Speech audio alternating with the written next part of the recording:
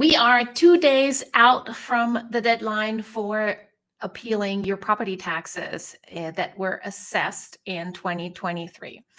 What happened? If you are a property owner, you have received a notice of valuation from the county assessor beginning of May.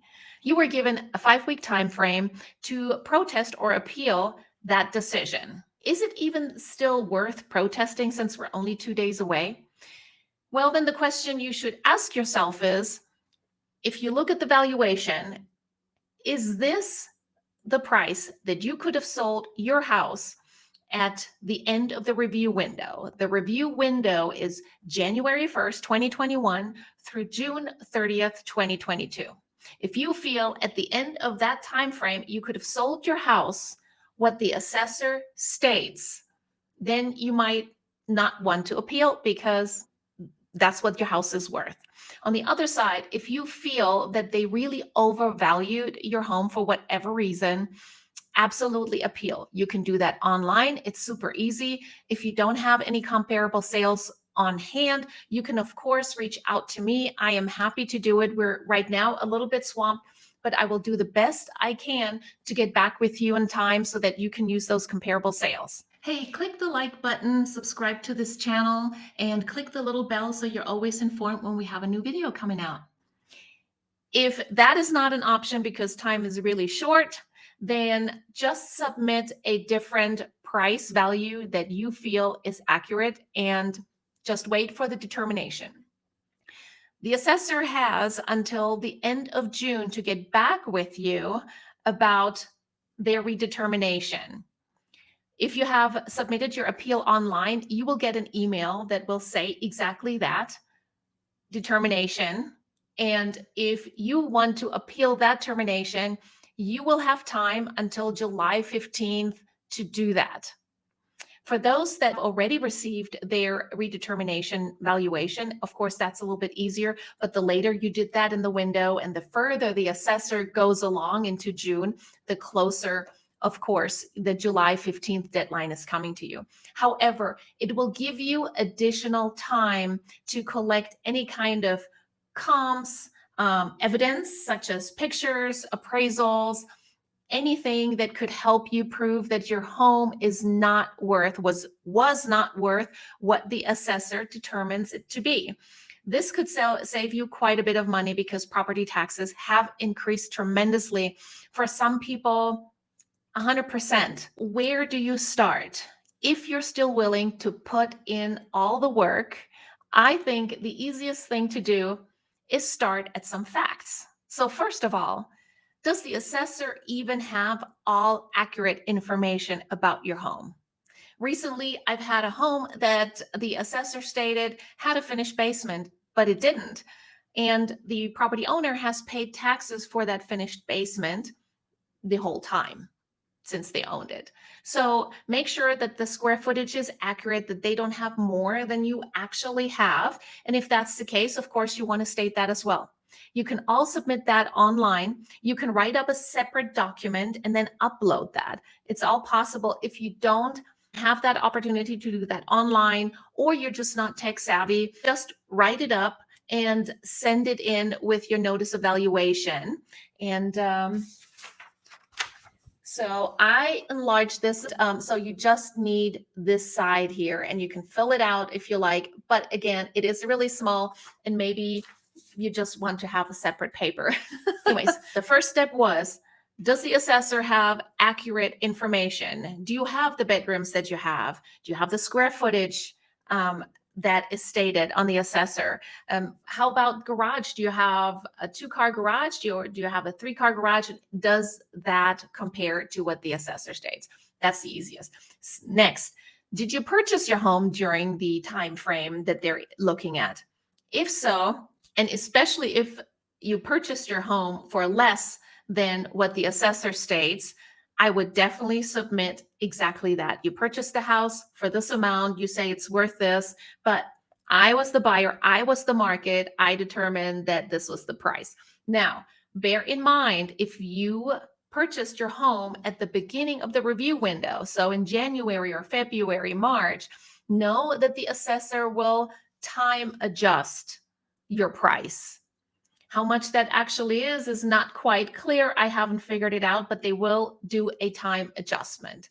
Have you had your home appraised, or have you refinanced your home and an appraisal was involved and the appraisal states that your home was worth a certain amount that is less than the assessor determined your house is worth? Easy. Provide that. Of course, you can use the comper. If you go to the El Paso County Assessor's website, you pull up your property and you see right next to appeals, you see the comper button. Click on the comper button and you will see a map pop up as well as some sales in the neighborhood. Personally, I don't always think they're comparable sales because I've seen some sales that showed up that happened in 2020 and not in 2021. Just scroll through them and find properties that are similar in size and fall into the review window with their purchase. And then you can use those.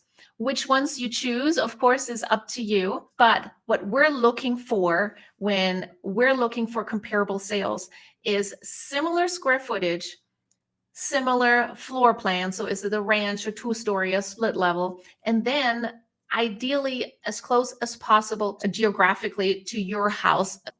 Sometimes you just can't find anything in your neighborhood, so you have to go look outside. You are allowed up to 1 mile radius to look for comparable sales.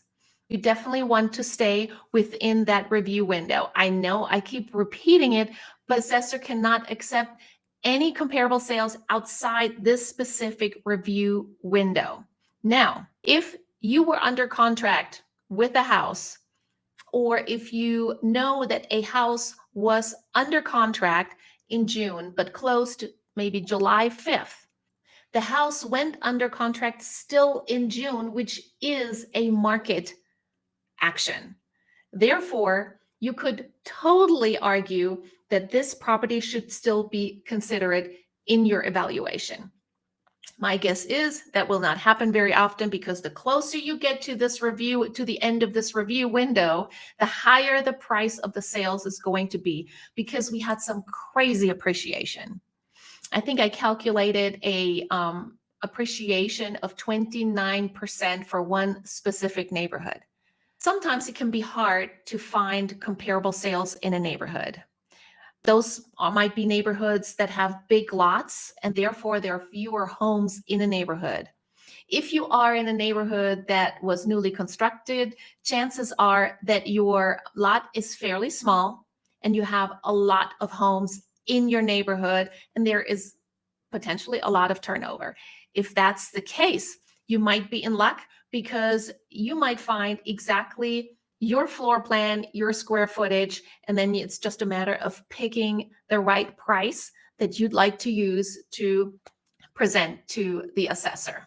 If you cannot find any comparable sales for your home in a neighborhood within a 1 mile radius with the same floor plan that you have and similar square footage, just do the best you can, but stay in this review window of January 2021 and June 2022. That is very important. And then just do your best and find whatever is closest to your house. Again, you don't want to show any sales that happened just a couple weeks ago, and don't think just because your house is not worth right now what the assessor states that makes a difference. Absolutely not. What is really important is to tell the assessor what he or she probably doesn't know. Those are specifics about your neighborhood, about your house, right? And any kind of damage that your house might have sustained that would reduce the value. We have had in the southwest of Colorado Springs a lot of landslides. If your house was affected from landslides, then mention that. If your home has had water intrusion from flash floods, that's something you want to mention it as well. Those are things that actually make buyers want to pay less for your house because they know that there is a potential issue and it's a risk that they have to take on, and risk will cost the seller money, well, and the buyer in the end as well. So that will definitely reduce the value and the price of your house. Also, The assessor doesn't know whether you have your house updated or not. What have you done? Have you done anything? You might have lived in your house for 30 years and never felt the need to update it because it works just fine and you really love it the way it is. However, the buyer of today might not appreciate that as much as you, and therefore that would reduce the value of your home. Not something you might want to hear if you were trying to put your house on the market, but for tax assessor purposes, that's how it is. Take pictures. Take pictures of your home and say, look, I haven't done anything in 30 years. My house wouldn't sell for what the flip on the corner sold for. And flips and new construction always sell for so much more, which also reminds me, there is a chance that the assessor might have used new homes as comparable sales for your home, and your home is a 10-year-old home. That is something that the assessor might not be aware of. Full disclosure, I don't know what their process is to evaluate a home, but personally, from my experience and from appraisal reviews that I have done, you cannot compare directly a new construction home with an existing home. What does your home not have? Not have that other homes in your neighborhoods have? For example, do most of your homes in the neighborhood have solar on their roofs and you chose not to have that? That will reduce your home's value. Do the homes that have a better view have a higher price than the homes without? And certainly, if your home is without a view and those homes sell for less, worth a mention. Is there a builder quality difference? I'm not saying that your house is not a well-built home. What I'm saying is that tract homes are generally selling for less than a semi-custom or a custom home. We do have neighborhoods where you can find townhomes, condos, tract homes, and semi-custom homes to custom homes all in one area. If that's the case, you cannot compare a semi-custom custom home to a tract home, even if they both have similar square footage. It just doesn't work. It doesn't make sense. Usually, buyers will pay more for a semi-custom home with a lot of upgrades compared to a tract home. Or buyers are definitely loving a exterior home on a big corner lot compared to an interior home wedged in between two homes, especially if you have a ranch home and to the left and the right is a two-story home. So all those are influences on a property value. And that's something that we as realtors look at. You can't just say all houses with this square footage in this neighborhood are worth the same. It's really updates, upgrades, location, and condition for sure. And that's something that you really want to explain to the assessor because they don't know. If you have any more questions, please feel free to email me, contact me. I'm happy to help you with this. This is what I have done all through May, and I've actually enjoyed helping people through the situation. So feel free to reach out to me, and I'm looking forward to speaking with you. If you like this information, please subscribe to this channel, like this video, leave a comment how it worked for you with this property tax situation. I would love to hear from you and what you have done to reduce your property taxes, or even worse, if you're frustrated, let me know as well.